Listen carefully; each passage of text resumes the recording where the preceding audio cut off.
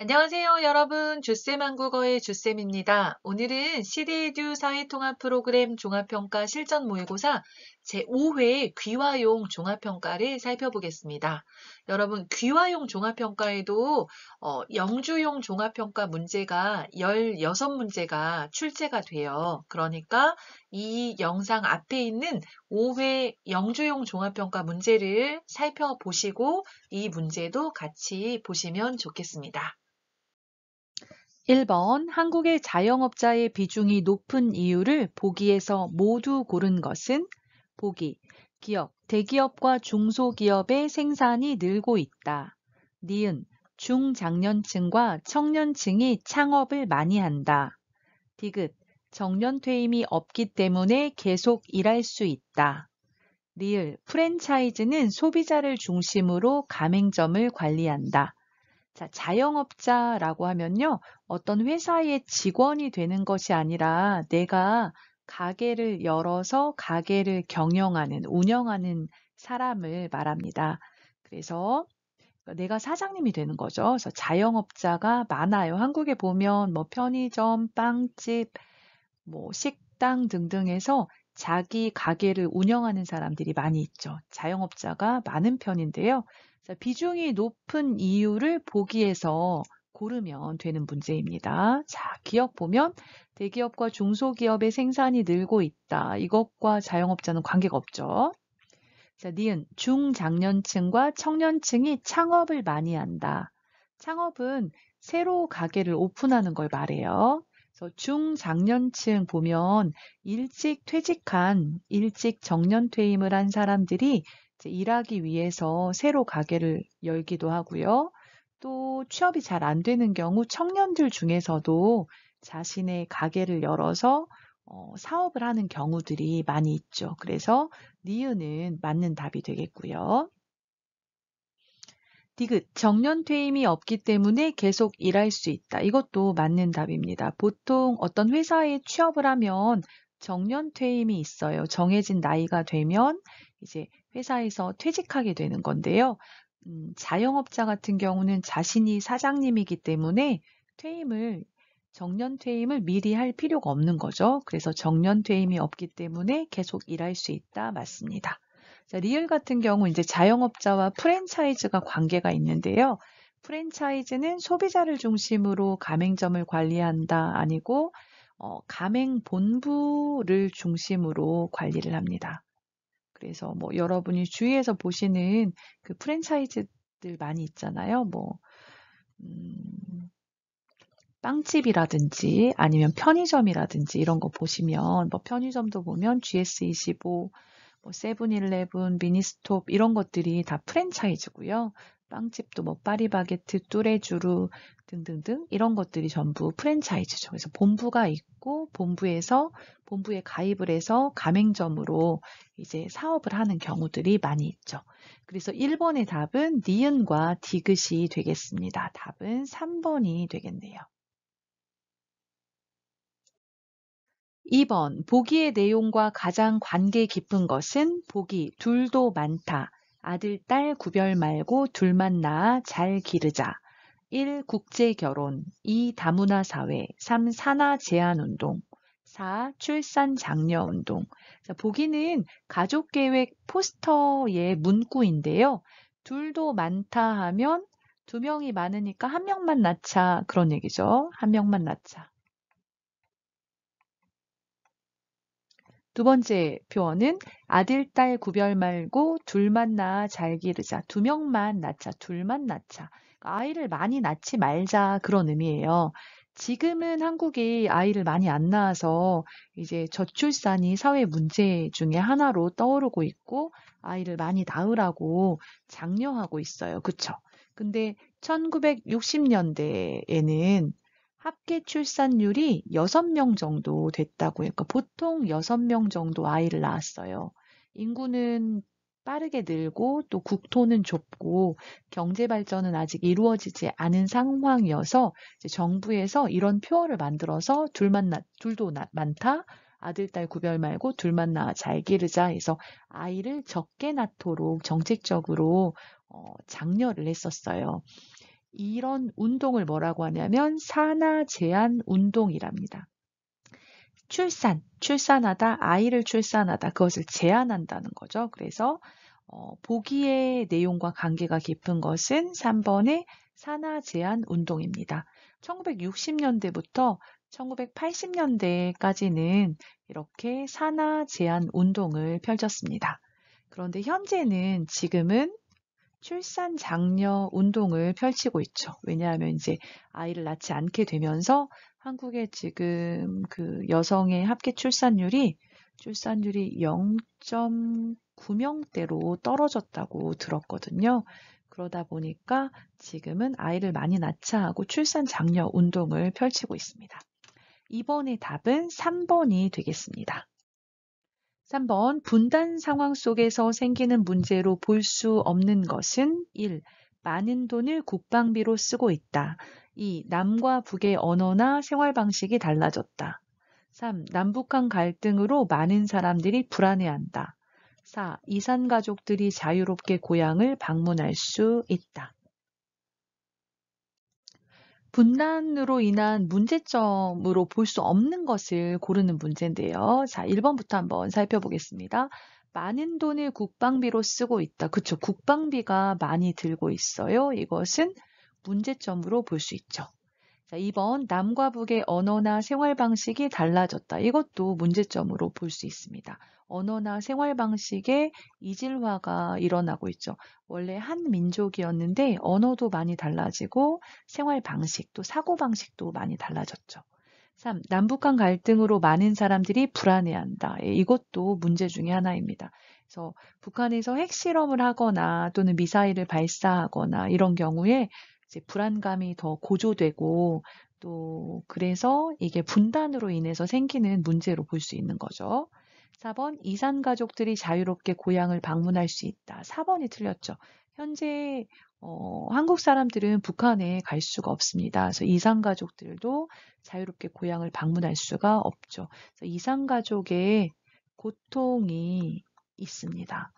그래서 이런 것들을 보면 이제 분단으로 인해서 생기는 문제를 보면 국방비가 많이 들고 언어나 생활 방식이 달라졌어요. 이질화 현상이 일어나고 또 많은 불안감 같은 것이 조성이 되고 이산 가족들은 서로 만나지 못하고 고향에 가지 못해요. 그래서 고통이 뒤따르고 있죠.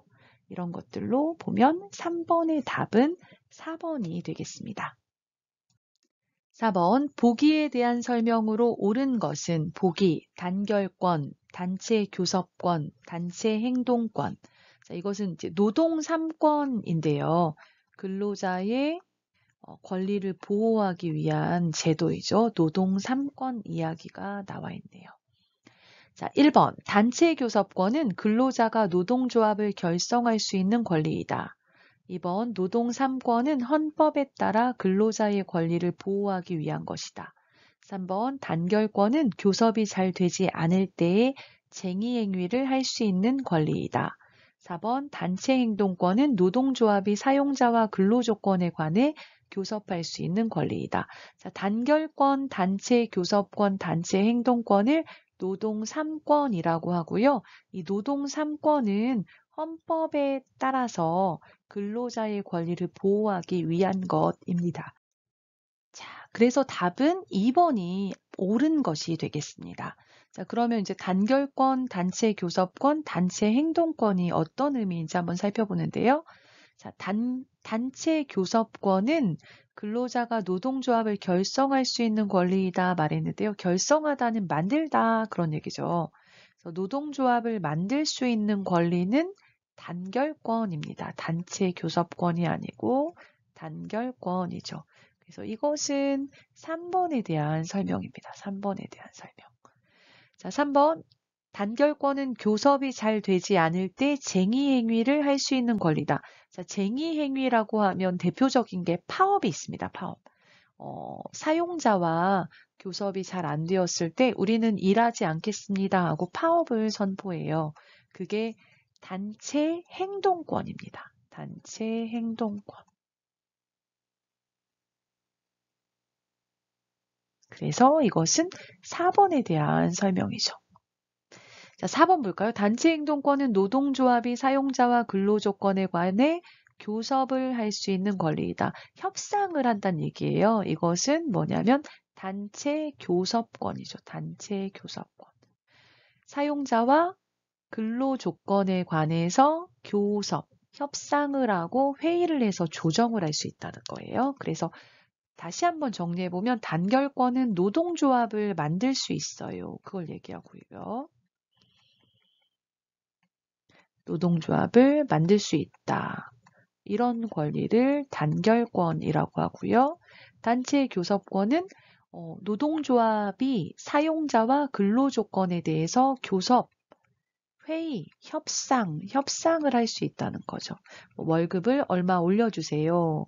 또는 근로조건을 어떻게 바꿔주세요 하고 사용자와 회의를 해서 조정을 할 수 있어요. 그걸 교섭권이라고 하고요. 자, 단체 교섭을 했는데 그게 잘 안 되었을 때 파업과 같은 쟁의 행위를 할 수가 있어요. 이걸 단체 행동권이라고 하고 이것은 2번에서 말한 것처럼 헌법에서 보장하고 있고 근로자의 권리를 보호하기 위하여 만든 제도입니다. 그래서 4번의 답은 2번이 되겠습니다. 5번 보기에 가 나에 대한 설명으로 옳은 것은 보기 범죄가 발생하거나 발생한 것으로 판단되면 경찰이나 검찰이 수사를 시작합니다. 이때 범죄의 혐의가 있어서 조사를 받고 있지만 아직 기소되지 않은 사람을 가라고 합니다. 경찰이 가를 검찰에 넘기면 검찰은 재판에 넘길지 결정합니다. 검사가 재판을 요청하여 기소된 가는 나라고 합니다.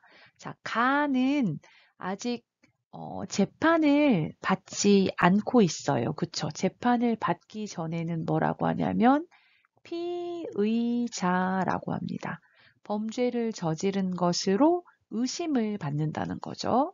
자, 그런데 검사가 재판을 요청하여 기소를 해서 재판이 시작되면 피의자를 뭐라고 부르냐면요. 피고인이라고 부릅니다. 피고인. 그래서 가 피의자, 나 피고인에 대한 설명으로 맞는 것을 고르면 되겠죠. 자, 1번 가와 나는 민사재판에서 볼 수 있다. 2번 가와 나는 유죄 판결 전까지 무죄이다. 3번 판사는 가와 나의 입장을 듣고 양형을 결정한다. 4번 가는 변호인의 도움을 받을 수 있지만 나는 받을 수 없다. 자, 1번부터 살펴볼게요. 가와 나는 민사재판에서 볼 수 있다. 자, 여기 보시면 범죄가 발생하거나 발생한 것으로 판단되면 했으니까 범죄와 관련이 있어요. 범죄가 있는지 없는지 유무와 범죄를 저지른 경우에 형벌을 어떻게 줄 것인지를 결정하는 재판을 형사재판이라고 합니다. 그래서 여기서 민사재판 틀렸죠. 형사재판이고요. 1번 틀렸고. 자, 2번 가와 나는 유죄 판결 전까지 무죄이다. 자, 유죄 판결 뭐냐면 재판에서 범죄를 저질렀습니다 하고 죄가 있다고 판결이 나는 거죠. 근데 그 전까지는 무죄이다. 이것은 맞습니다. 피고인을 보호하기 위해서 무죄 추정의 원칙이라는 원칙이 있습니다. 무죄 추정의 원칙은 뭐냐면 판결을 받기 전까지는 무죄로 추측한다. 그런 얘기예요. 그래서 재판에서 유죄 판결을 받아요. 그 전까지는 무죄인 거죠. 그래서 2번은 맞고요. 자, 3번. 판사는 가와 나의 입장을 듣고 양형을 결정한다. 자, 재판을 받는 사람은 피고인이에요.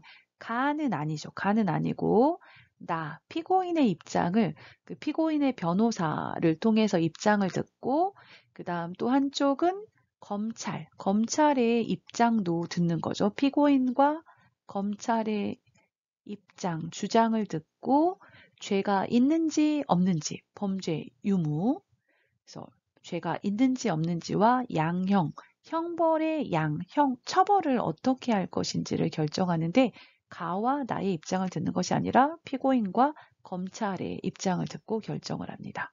자, 가는 변호인의 도움을 받을 수 있지만 나는 받을 수 없다. 여러분, 나가 피고인이에요. 피고인. 피고인은 변호인의 도움을 받을 수가 있습니다.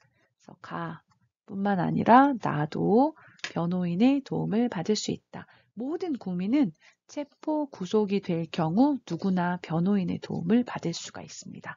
그래서 5번의 옳은 답은 2번이 되겠습니다.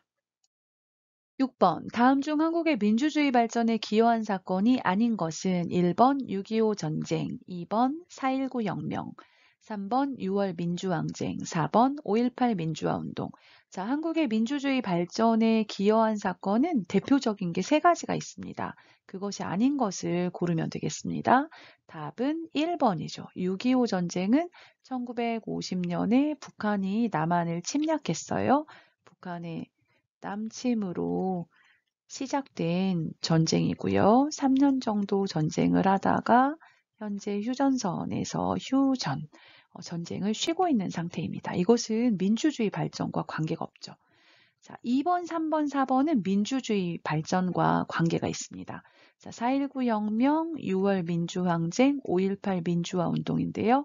1960년에 4.19 혁명이 일어났습니다. 이승만 정권에서 3.15 부정선거를 하면서 이 부정선거에 대한 소문이 나면서 시민과 학생들이 시위를 벌여서 이승만 대통령에서 물러나게 되죠. 그것을 4.19 혁명이라고 하고 한국의 민주주의 발전에 기여한 사건이죠.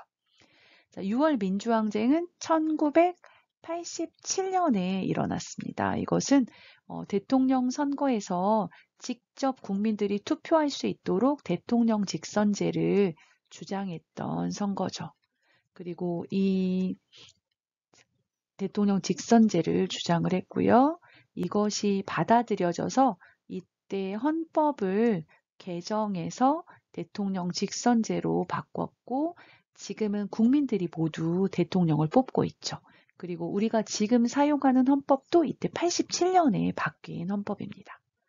5.18 민주화 운동은 1980년에 일어났고요. 전라남도 광주에서 일어났죠. 군인들이 정치에 참여하지 말라고 시민들이 시위를 벌였는데요. 이때 많은 희생이 따랐습니다. 그래서 4.19 혁명, 6월 민주항쟁, 5.18 민주화 운동은 한국의 민주주의 발전에 기여했다, 도움을 준 사건이다. 이렇게 기억하시면 되겠습니다. 7번, 보기의 괄호 안에 들어갈 알맞은 용어는 보기. 한국은 시장경제체제로 사람들은 자유롭게 경제활동을 할 수 있고 원하는 직업을 가질 수 있으며 일한 대가를 자신이 가질 수 있다. 또한 이것이 보장되기 때문에 국가가 개인의 재산권을 함부로 침해할 수 없다. 1번 사유재산권, 2번 직업선택권, 3번 창의 존중권, 4번 개인의 자유권. 자, 보시면 뒷부분을 보시면 될 것 같아요. 또한 이것이 보장되기 때문에 국가가 개인의 재산권을 함부로 침해할 수 없다. 이렇게 말했거든요.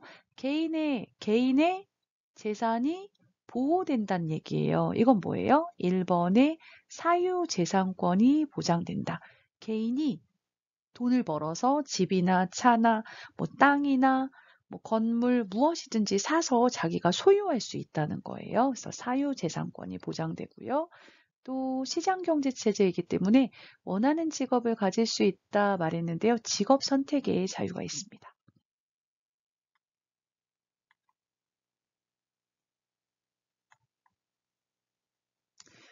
이번에 직업선택권 이렇게 보셔도 될 것 같아요. 근데 괄호에 들어갈 말은 사유재산권이 되겠습니다. 그래서 7번의 답은 1번이 되겠네요. 여러분 끝까지 들어주셔서 감사하고요. 시험 준비에 도움이 되었다면 좋아요와 구독 눌러주시고 다음에 또 좋은 수업 준비해서 여러분을 찾아뵙도록 하겠습니다. 종합평가 꼭 합격하세요. 감사합니다.